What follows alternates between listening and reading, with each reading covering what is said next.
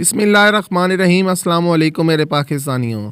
وزیر اعظم عمران خان نے ایک بار پھر انسانی حقوق کے عالمی دن پر اقوام متحدہ اور عالمی برادری میں کشمیر میں بھارتی مظالم اور ظلم و زیادتی ختم کرانے کا مطالبہ کیا۔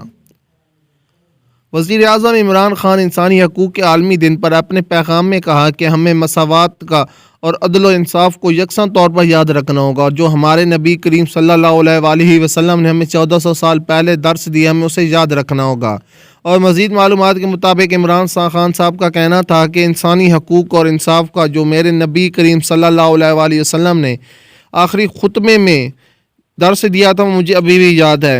اس کے علاوہ عمران خان کا مزید کہنا تھا کہ یہ تمام احکامات ہمارے آئین میں بھی شامل ہیں، اور ہماری حکومت کی بھی یہ اولین ترجیح ہے کہ ہم انسانی حقوق اور عدل و انصاف کو مکمل طور پر یکساں رکھیں۔ آپ لوگوں کو بتاتا چلوں کہ عمران خان نے انسانی حقوق کے عالمی دن پر اقوام متحدہ اور عالمی برادری کو میں ایک بار پھر مسئلہ کشمیر اجاگر کرنے کا حکم دیا ہے۔